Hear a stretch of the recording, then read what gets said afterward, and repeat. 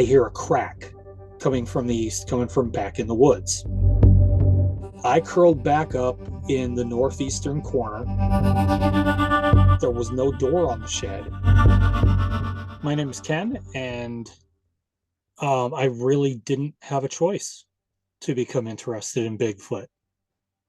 Um, we got to go back to 1978, I think. My brother was born in 78. And at the time he was born, we were living with my grandmother. We had just left the house down by, well, I say down, but it's north. So uh, elevation wise, I guess it's down from town, but down by Lake Erie.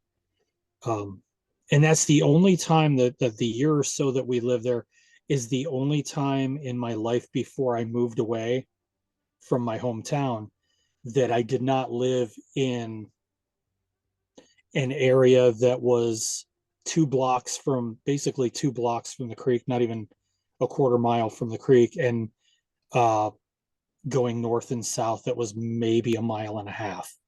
So this big rectangle is where I grew up. No matter what house we lived in, it was within that rectangle.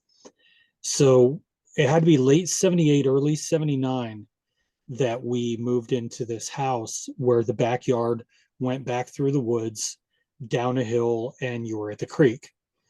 I grew up in Conneaut, Ohio. If you look at, let me see.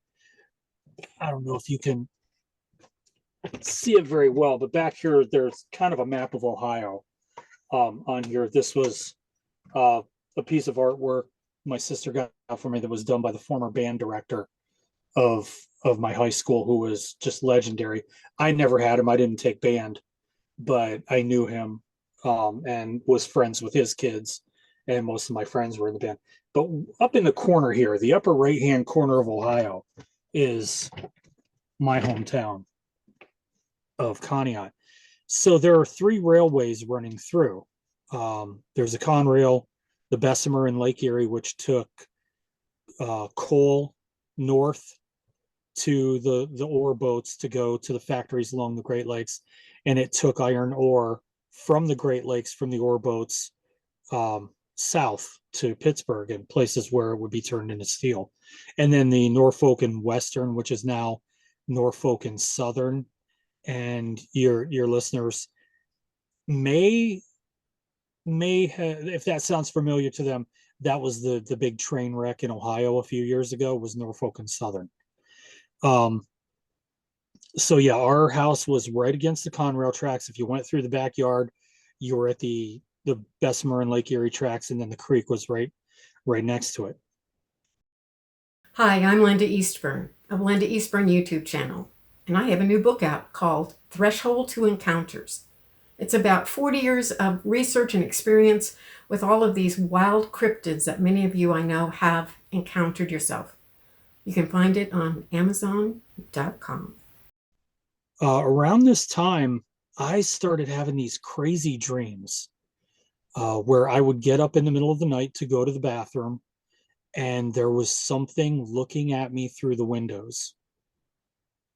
I got very, as like a 5 or 6 year old, I started getting a little paranoid because things were looking at me through the windows.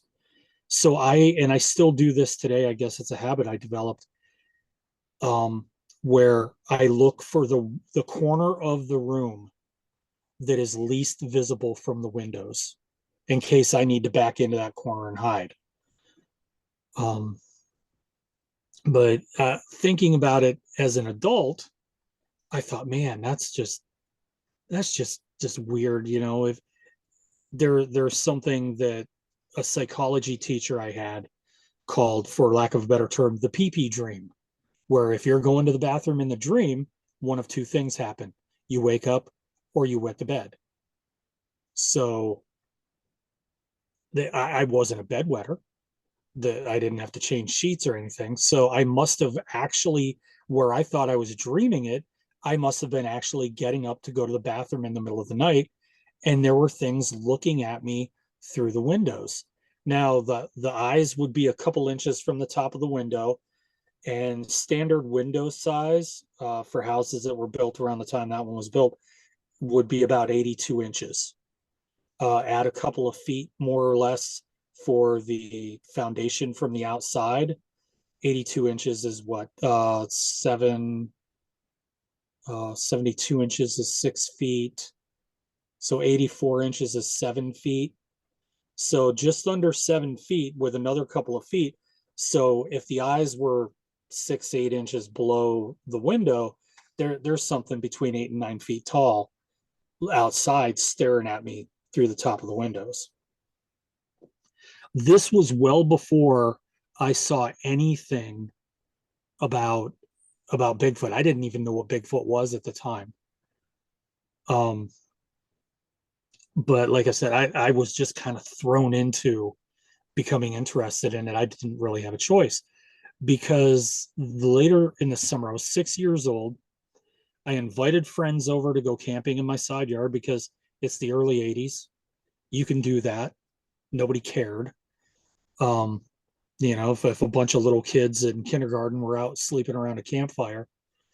And one night we were all camping out. The fire was dying down. My father had gotten up and went inside. He wasn't going to sleep on the ground. He wasn't stupid. He went in to sleep in bed. So my friends were all asleep, and we had this old beat up shed in the middle of the backyard. Give an idea I try to describe it, that the house was to the west. The creek and the woods were to the east. The railroad tracks were to the north, and then the neighbor was to the south. This shed, though, had an open door to the south and windows to the east and to the west. So towards the railroad tracks, it was just a solid wall. So I was forbidden, absolutely forbidden from playing in this shed. So I figured my dad's not there. He's inside. My friends are asleep. This is the perfect time. I am going to go play in the shed. I'm in there. I'm letting my imagination run wild. It's like it's a TARDIS from Doctor Who. I'm on the Enterprise, the original Enterprise, because Next Generation wouldn't be out for another 7 or 8 years. I'm on Buck Rogers. That was one of my favorite shows at the time. So all these things I'm playing. I think MASH at one point went through my head, and I hear a crack coming from the east, coming from back in the woods. I had chills, like goosebumps up and down my arms, and just so I went to my default. I went back. It's the thing is only maybe 8 by 8, 10 by 10, if that. It might have been 6 by 6. It was not a big shed. I curled back up in the northeastern corner, got as small as I could, just crouching down because I wanted to hide. I didn't know what it was coming out of those woods, but I didn't want it to see me. Never mind that if it went to the other side near the street, it could look right in. Never mind that there was no door on the shed. It was an open doorway. So it came, if whatever it was came from the south, it's going to look right at me. And I hear these heavy footfalls. They're, heavy. They're not really like hard, like stomping through, but they just these heavy kind of thumps. So I'm hiding. I hear something stop right outside the window. A couple minutes go by, and then I hear a chuffing sound. Like the only way I've ever been able to describe it is like a horse, how a horse chuffs when it exhales sometimes with its lips, kind of a kind of a sound, almost like a raspberry. I get the courage to open my eyes and look up, and right here, like 6 inches from my face, is this huge head. It had leaned in the window. So there's this huge head, and so sometimes I still see it. I still see it now when I close my eyes when I go to sleep at night. It's not as much as often as I'd like to, but I still see it. It was this kind of conically shaped head with kind of dark brown or black hair, streaks of silver. I remember streaks of silver, and how they would shine when the moonlight would hit. Moonlight would hit them, and just these beautiful glowing white hairs, silver hairs. The face was black. There was a little bit of a brow ridge, not a lot of hair on the face. Wide, flat nose, full, kind of dark brown lips. And I didn't see the ears at all, but the eyes. Um, the eyes were just this amazing, almost honey color of brown, like this. Now I have hazel eyes, and you know, they're kind of that golden brown with like green starbursts in them. But these didn't even come close to that color. They're just this, they almost like the color of honey, um, and just so expressive. And I looked into those eyes, and at 6 years old, I didn't know what I was seeing, but and maybe it's age that added these things into it. But after years and years of thinking about it, years and years of closing my eyes and seeing those eyes again, um, there were so many things. There was curiosity, there was gentleness, there was a sadness, there was experience that you see with age, and then there was the same look that mothers, the way I've seen mothers look at their children, or I'm a grandparent of the way I've seen my wife look at our grandchildren. Um, just that kind of parent parently, or motherly or grandmotherly love, just looking down at me. And I froze. And this is something, what happened next is something that would happen many times over the next few years, is time just went away. Time lost all meaning. Um, I I don't know if I was looking at her for a couple of minutes, if it was an hour. I really don't know. I just froze and stared and don't remember anything but looking in her eyes. So I made a decision in my head after however much time that whatever happened in my life, I was going to go with this woman, or this female, because she was the face was absolutely 100% feminine. I don't know how to explain that I knew it was feminine, but it just was. It was a female. There was no way that was a male at all. And I made the decision that I was going to go with her. I don't care where she took me. I don't care if they were going to eat me. I don't care if they were going to take me along. I didn't think at 6 years old, how am I going to, be clothed? How am I going to eat? How am I going to learn things? How am I going to be warm in the wintertime? I didn't think about any of that. I just thought, I really want to go with this, whatever this thing is. So I closed my eyes and I raised my hands up in the air, and I was waiting for her to reach in and pick me up. And even if she didn't take me anywhere, I just had this overwhelming need to be held. And I just, that I can't explain. Like, I just wanted to hug this thing. I wanted to be held by it. I wanted it to carry me away to wherever it was going. And as I raised my arms up, three things happened all at once. There was a crack coming from further down in the woods.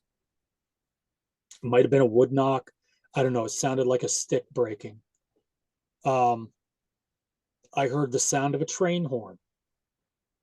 We were right next to those railroad tracks. So that tells me that it had to be between 4 and 5 o'clock in the morning, because between 4 and 5 o'clock every single morning on those tracks, an Amtrak train came through.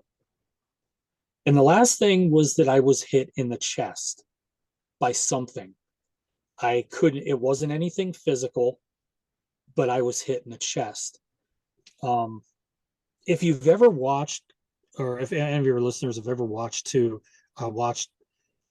documentaries or nature shows, Jeff Corwin did one time where he was in Africa, and there was a bull elephant who came investigating what all these people and cameras were doing, and it let out a rumble that they could not hear with their ears. It was sub vocalization. It was so low that they couldn't hear it, but they could feel it in their chests. And I think that's what happened to me, is there was a rumble or something that hit me in the chest. I felt it. She turned around, and I opened my eyes. I saw her turn around, and within seconds she was gone back into the wood line. So I had no idea what it was. I tried to tell people about it. They're like, "Oh, you just had some crazy dream. You just don't know what it was. It was just something silly." And I tried to figure it out. I didn't know. Within the next year, a couple of things happened.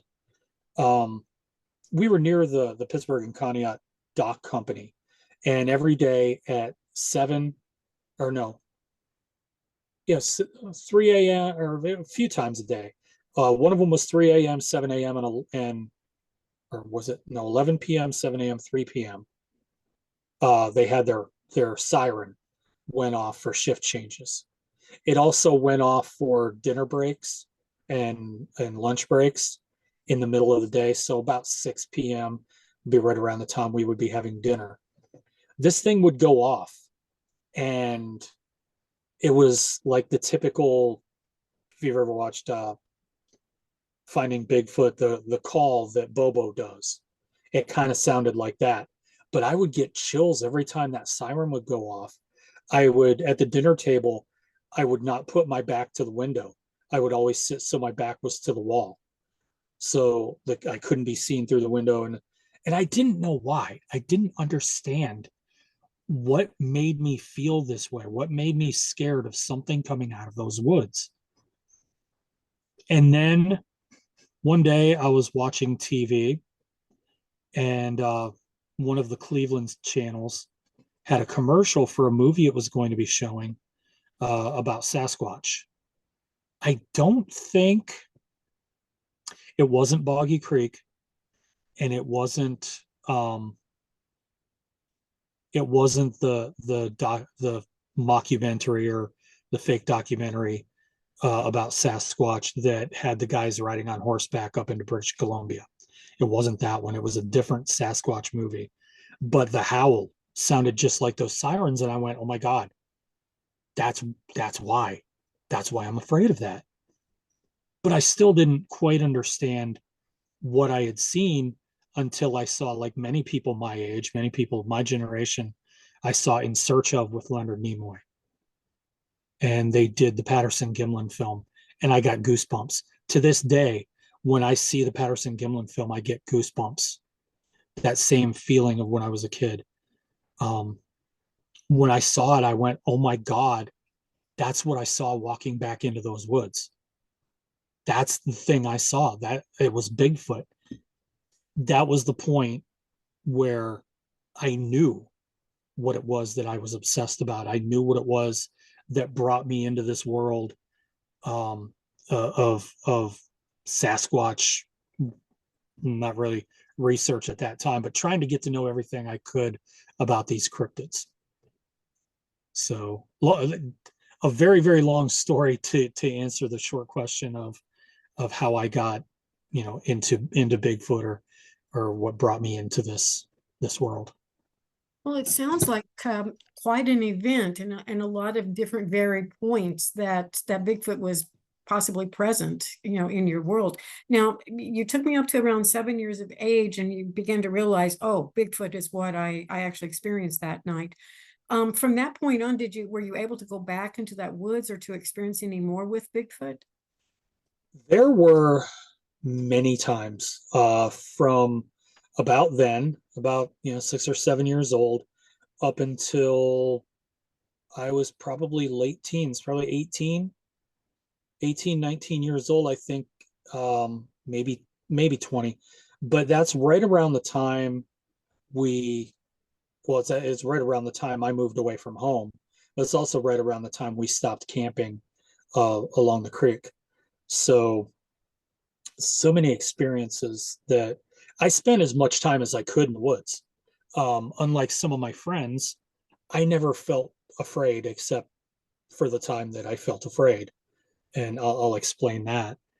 But I never really felt scared in the woods. I always felt safe. I always felt like this was where I needed to be. Um, See, around that time, around 5, 6 years old, there were some bad things that happened to me. Some bad things by a very, very evil person. And there were bad things that happened in those woods. I should have been scared to death of those woods due to PTSD, but after that experience, that first experience, I never felt afraid in the woods ever again, except one time. The next time that I saw something, though, other than hearing what now I believe are probably wood knocks or vocalizations or chattering, um, it was my 12th birthday. Excuse me, it was March 1986. And I had a birthday party. It was really the first time I had ever asked for a birthday party, and all my friends were there. And um, I got a telescope that year. That's what I wanted because the two things in my life that really mattered, well, three things if you count reading books, were cryptids of any kind, monsters, as they were often called back then. I remember getting books on monsters at the Scholastic Book Fair. That was what I spent my money on, and the stars. I already loved Star Trek and Buck Rogers and Star Wars, and looking up at the stars was something that I really was in love with. So I got a telescope, and I'm like, it's daylight. It's like 3, 4 in the afternoon. There's no stars out. I know. Let's run down the street. We were living in a different house by then, next to the Norfolk and Southern tracks, so a different railroad, but still right down the street, about a block and a half, there's a hill that went down to the Bessemer tracks and the creek again. So we set up the telescope and I'm looking through it and we're like, oh, let's go and let's look along the creek. And I caught something run across the field of view and then freeze. And I tried to focus in on it. I was like, what in the world is, and my best friend pushed me out of the way, shoved me out of the way, goes, my turn. And he went, holy crap, what is that? I was like, you saw it too? He's like, yeah, I saw it. It was this big hairy thing. So we tell my dad, and his answer is, well, it must have been one of the tall African American men in town wearing a fur coat. He must have been down there fishing. All right, we're out there in shirt sleeves and shorts, even though it's March. This is Northeast Ohio. Cold is meaningless. We wore shorts in January. And we're down there. It's a very nice day. Why would he be wearing a thick fur coat? And there was no fishing rod. So my best friend and I both we agree that we saw Bigfoot that day. And then we started camping in another part of town along the creek, where we started camping near a place, a big wooded area that we call Hogsback. And there were so many experiences and things that we heard. I can jump to when we were about 16 years old and we were walking through the woods. We didn't care. We were pushing down trees. We found things that we thought were lean-tos that campers had set up or hikers had set up. We were tearing those down because we were like 15, 16 years old and stupid. And we were in the woods a little too late, making a lot of noise. My friend Jimmy lived, if we went up the hill across a field down the other side, we would have hit the highway and then cross the highway, go up a little hill, and that's my friend Jimmy's house. So that's what we were going to do. As we headed to go up the hill, I heard a crack. We all looked up and froze. There was, we went back a few years later to try and figure out the size, and it must have been 8 to 9 feet tall at least. There was this giant, hairy bipedal thing standing up on its hind legs, or its two legs, grabbing a tree and shaking the limbs at us, growling. It had a flat face. That's when everybody told us, when we tried to tell people about this, and everybody said, oh, it was a bear. It was a bear. It must have been some bear. It had a flat face. It did not have a snout like a bear. It did not have the proportions of a bear. There were no sloped shoulders. There were wide shoulders. The chest was 2-3 feet wide. And again, this is one of those other times where time stood still for me. I don't know how long we stood there staring at it. And either one of us or all of us at the same time yelled, run. And we took off. That broke the spell. We took off running, charging out of those woods. My friend Jimmy grabbed his stepbrother. We had a rule, no matter what we were running from, whether it was a wild animal, whether it was the police, whether it was bigger kids that we were making fun of, when you run away from something, you run away from Jimmy to the side, out of arm's reach, and then you start running towards your destination. Because his thing was, he will reach out, grab you, and throw you down. He did not have to be faster than all of us. He just had to be faster than one of us to not get caught. So he throws Mark into this little stream. Mark jumps up out of the stream, soaking wet, blazes past all of us. We're running. I don't remember running out of those woods. All we had to do was go around a corner, and we were out onto a road, and we had to follow that road up to the highway and then across. I don't remember. My friend Ted says that a couple hours passed because we didn't run towards the other part of the hill where that thing was on top of it. We ran the other way up towards town, and we stopped and told my dad about it before we made our way back to Jimmy's house. What I do remember is opening my eyes, being on the floor of Jimmy's bedroom. None of us wanted to go near a window because we thought that it would be looking for us. It was going to come looking for us because it was maybe from his bedroom or his house to the top of the hill where this thing was. It was only maybe 300 yards. Sure, you had to go down the hill and over the highway and back up the other side of the hill, but point to point as a bird flies, about 300 yards. So that was the only time that I was scared in the woods.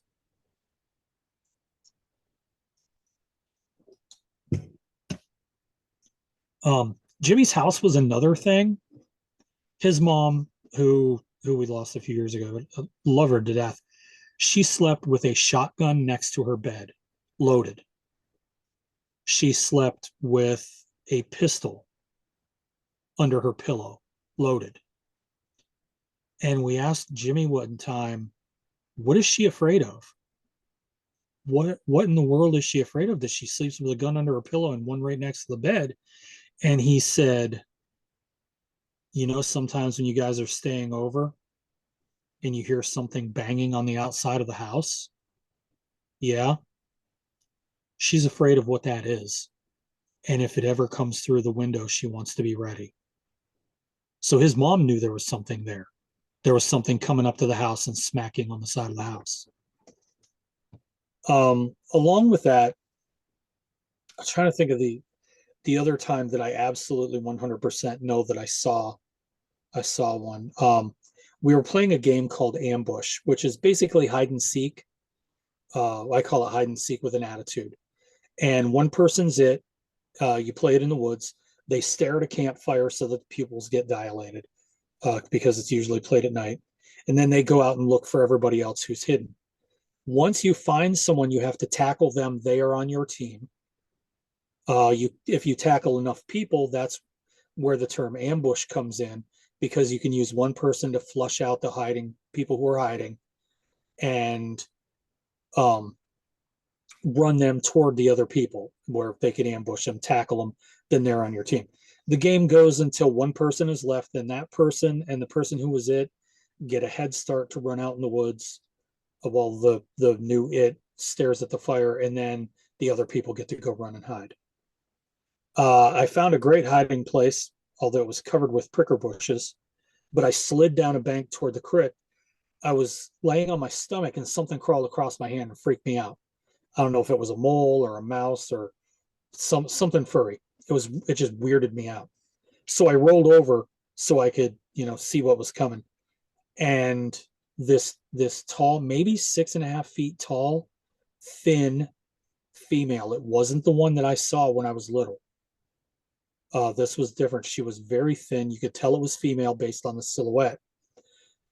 Starts walking between me and the creek very slowly, walking through, turns her head, looks directly at me as she's walking.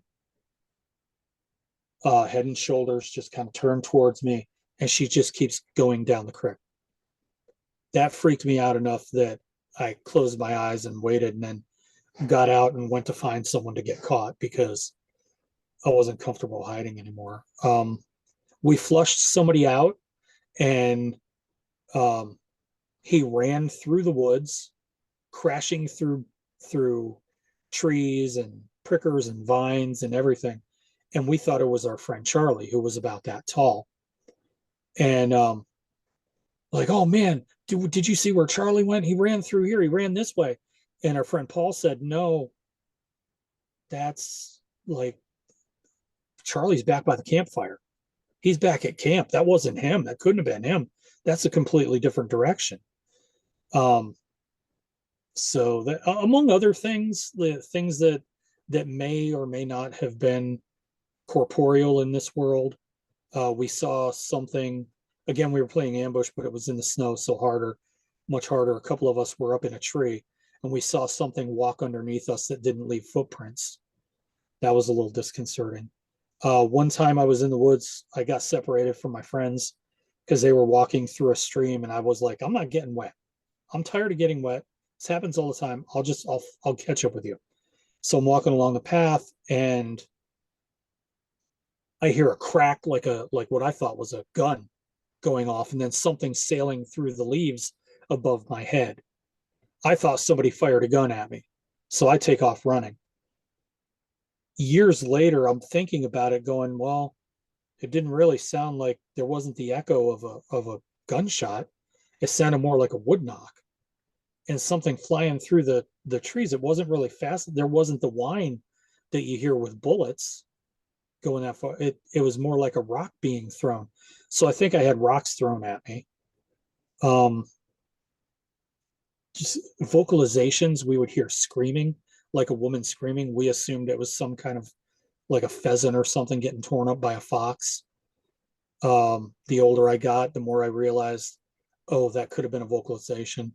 We would hear chattering. There was the smell. Oh my gosh, the smell.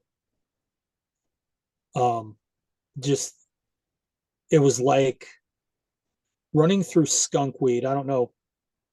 When I say skunk weed, people, especially with the I can't say the word, proliferation of certain formerly illegal substances, assume that I mean something that you smoke. But no, this is looks like big cabbage leaves. And when you step on it, it smells like a skunk. So the smell, every time I encountered something like that, smelled like skunk weed mixed with rotting fruit. If you ever go to an amusement park in the middle of August and go near one of their trash cans that has not been emptied all day, you get this sickly sweet smell of rotting food. There's that, and the kind of musky smell of like a deer carcass that has been hit by a train and has been sitting in the sun for weeks. That's what it smells like to me. There was always that smell. There were knocks. We had juveniles that would come through our campsite. My friend Ted had trouble sleeping when we were down there, and he said at first he thought it was the guys that fish all night long that were just walking through the campsite. And he said that A couple of them would always stop over where I was sleeping and stare down at me.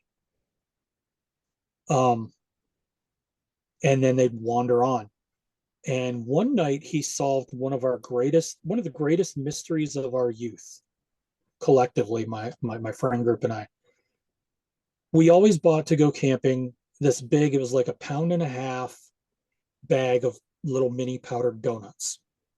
We'd eat a few before bed, but that was our breakfast the next morning. And by morning, the bag was empty. We always blamed each other. You ate all the donuts. No, you ate the donuts. No, you ate the donuts. Ted solved the mystery one night. He woke up, opened his eyes, and he saw what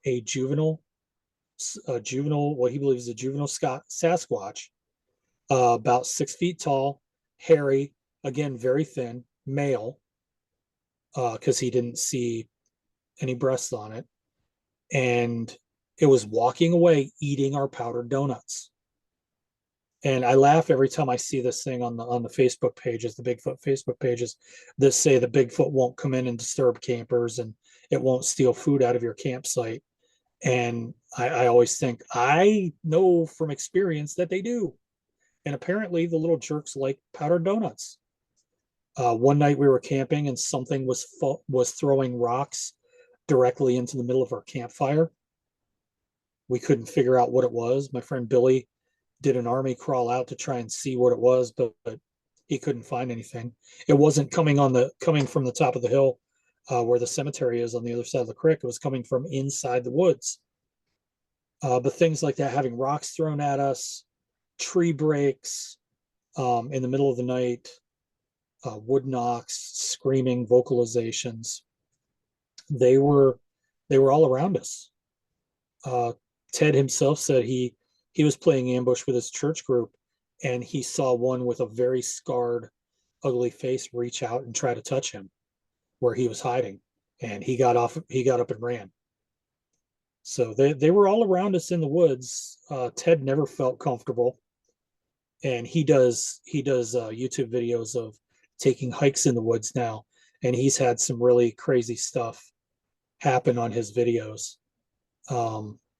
One of them, they saw one crouching down across the stream from them in daylight, that I believe is genuine. Some of the vocalizations and rocks getting thrown at him in the middle of the night in these woods I believe are genuine, because I know him. I know what we've been through together, and I know when he tells me, "Oh my God, this happened." So the collectively, we talked about it as adults. We didn't talk about it for years. Talked about it as adults. Things clicked, and we said, "Oh my God, this stuff was real." And the more we know, the more shows we watch, the more podcasts we listen to, the more people we meet that do research on this, the more we realize that what we experienced was real, absolutely 100% real. Now, do you go out now and look for them still, or is this something that kind of just happened more in your youth? I live in Western Maryland now, and there are none here. There are maybe 2 reported sightings. One of the reported sightings, oh my God, it just irritated me to all end. It was something, I believe it was called Deep Creek Bigfoot or something like that. It was a video someone took near Deep Creek Lake, which is the extreme western part of Maryland in the mountains. And there was a purported Bigfoot on this film. I took one look at it and I knew it was a hoax. And it made me mad. I was like, we don't have any decent sightings around here. And yet you're going to hoax one? What is wrong with you people? So I don't go out and look around here. My grandkids live in Georgia, so there are spots down there that I would like to explore. My friend Jimmy, who out of the blue, I didn't even talk to him about it, and we were talking. We reconnected after about 30 years, and we were talking one day, and he said, "I have a question for you, and I don't want this to sound weird, but did we see a Bigfoot in Hogsback as kids?" were there weird things going on around our campsite? And I was like, oh my God, you remember that? He's like, I do remember something. I remember something being up on a hill and us running. I said, and I remember you grabbing Mark and throwing him in a creek. He's like, that's not funny. I said, but yeah, it is. Um, so he wants to go to Salt Fork State Park in Ohio, which is about halfway for each of us. Um, there's also a lot of good sightings in central Pennsylvania up near Cook Forest. So there are a few places that I'd like to go.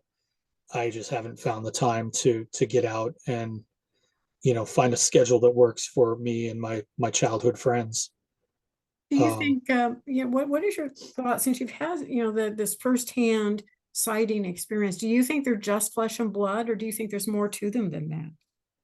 I have never subscribed to the interdimensional creature theory.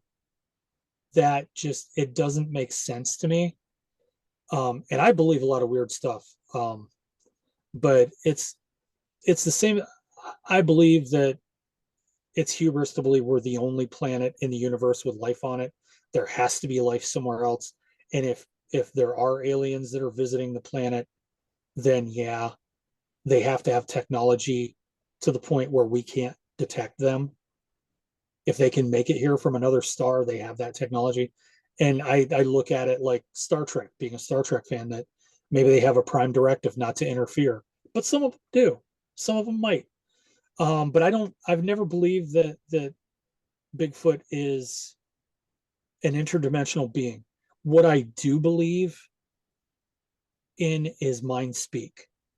I believe that whether it's through some kind of psychic telepathy or whether it's through pheromones, because a lot of animals are very good at telling complex stories with pheromones, or whether it's through vocalizations, primitive vocalizations that our lizard brain can pick up on, that there's something, they're very good at obfuscation. They're very good at making you think they've disappeared. They're very good at camouflage, obviously. They can lay down and look just like a guy in a ghillie suit. You're not going to see them in a pile of leaves. But I believe that there is mind speak. I believe that the reason I was so calm is because of that older female, and there were pheromones that were possibly um, sent out to calm me as a child. And this is where people look at me and go, "Oh my God, you're a crackpot. You are so completely out of it."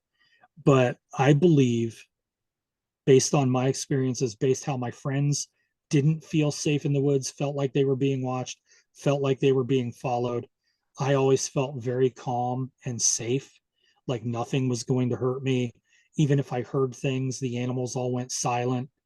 I heard cracks and vocalizations. I never thought anything of it. I just felt calm and safe. I believe that older female, when I was 5 or 6 years old, adopted me, for lack of a better term.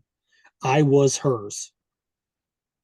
She was an elder female in a family group, because we know that there were at least 10 of them. There were juveniles, there were babies, there was one older female, there were a couple of adult males, and there were a couple of adult females. So I believe because of the fish and the deer and the orchards, cornfields, apple orchards, fruit orchards, things like that, there was an abundance of food in the summertime up there, that the family group felt it's not solitary. So I believe she kind of adopted me. So whenever I was out, she sent me these vibes or these pheromones to say, you're safe, you're fine.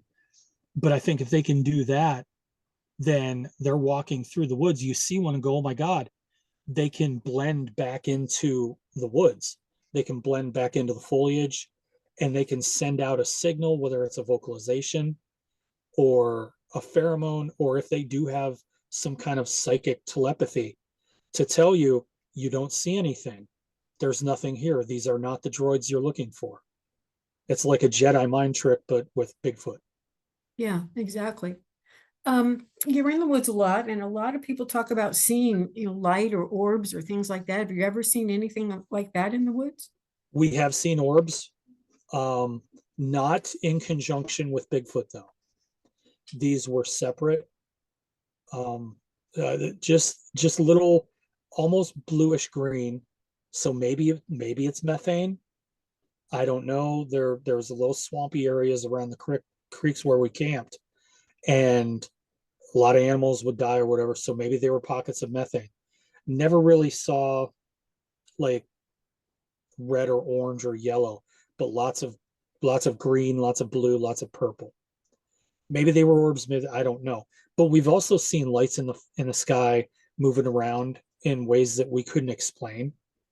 We didn't think there were planes or helicopters because we couldn't hear them.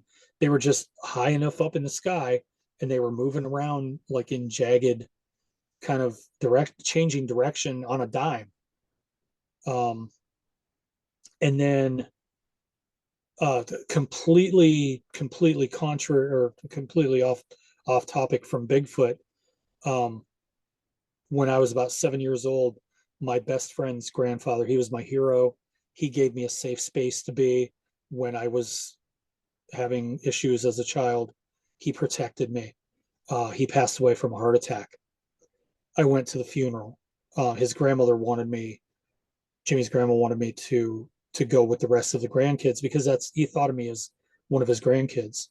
I couldn't do that. I went with everybody else to the regular service. Um, when I was upset, he would always put his hand on my shoulder and squeeze. Well, that happened. I was upset at the funeral. Somebody put their hand on my shoulder and squeezed. I looked up right into his face. I looked over at Jimmy's grandma, who was in the other room of the funeral home. She was looking directly at him. She made eye contact with me, smiled, and nodded. She saw him there too. Jimmy's house, where mom kept a shotgun by the bed, there was a little black shadow that ran through that house from upstairs into the kitchen and back many times. We don't know what it was. Um, like I said earlier, playing ambush and having something walk underneath us that didn't leave footprints. So, a lot of weird stuff like that might be from not this plane. So I do believe in spirits or angels and demons or whatever you want to call them, or interdimensional beings. But like I said, I just don't believe that Sasquatch is one. So we've seen a lot of weird stuff to go along with the lights in the sky, with the orbs, with the Sasquatch sightings. When you were very young, when you were like 6, and you got the sense that there was one of these looking at you through the window, what do you think the purpose was for that? Why do you think they were looking? I believe that Sasquatch, Bigfoot, I always call it Bigfoot. I believe that species is like many other mammalian species, where the females have a very strong maternal drive and they are attracted to children. I have read, I mean, literally, I'm not exaggerating when I say that I have probably watched close to 10,000 YouTube videos of Bigfoot sightings or Bigfoot analysis or Bigfoot stories. And I hear a lot of them where it will be a female because it's not quite as tall as what the males would be. A female coming out and standing at the edge of the woods and watching children, looking for children. There's that famous story from British Columbia about the Chapman family, where dad was working. It's from the 20s, I believe. Might be the 1800s. I don't remember the timeline, but um, mom was home alone with the children, and one of the kids came running in and said, "There's a bear up there on the hill." But it wasn't a bear. It was one of the old people of the forest, as she called them, because she was First Nations. And She grabbed a blanket to cover the children and get them back into the house. Husband came home. They immediately went into town to stay with relatives. They had a 55-gallon drum filled with salt and fish. Whatever it was wanted the fish, so it threw the drum across the land, across the yard, and smashed it. Sadly, all of the children ended up dying very young after that. But this was a big male that was interested in the children. So I think that Bigfoot is attracted to children. It saw me outside playing in the yard. It saw me playing in the woods. My siblings were too young, so they would stay in the house. But after school, I was always down in the woods, taking an old meat cleaver, trying to chop down trees. They saw me. So that would pique curiosity. And with that piqued curiosity, they're going to be like, oh, I wonder if I can see him. Let's see if he's in this big structure here, this big house. Let's look through the window and peek at it. Yeah, that makes sense. I've heard of Bigfoot also being in a wooded area close by an elementary school. Now Mhm. they were said to, the whole clan would, after school was out and everyone had cleared away, they'd go to the dumpster and get food, but also they enjoyed watching the kids play. Absolutely. Um, because they're just little hairless babies. I think that's what they would look at them and say, that baby has no hair. What is wrong with it? But let's watch it and make sure it's safe. Yeah, The exactly. the story of that little boy was at North Carolina that disappeared for 3 or 4 days, and he said his friend bear. He didn't say a bear. He said his friend bear picked him up out of the swamp, out of the water, put him up on dry land, and brought him food and kept him safe for 3 days before he was found.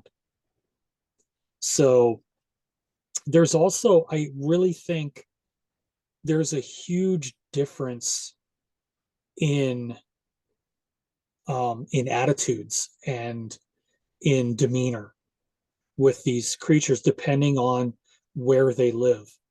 Um, and there's as many names: skunk ape, swamp ape, skookum, grass man, wild man, Sasquatch, Bigfoot. There are so many different names for them because they live in different regions. My theory, and I'm not a biologist, I'm not an anthropologist. Um, I'm just a guy who has watched a ton of Bigfoot videos and experienced this in real life. But my theory is that they are similar to dogs in that, to put it very crudely, in that there are different breeds. If it's more of an animal than human, if it's more human than animal, then we can say it differently, that there are different races of Sasquatch or Bigfoot. That might be more palatable. Which Um, do you think the story is? Do you think it is a type of human, or do you think it is more animalistic?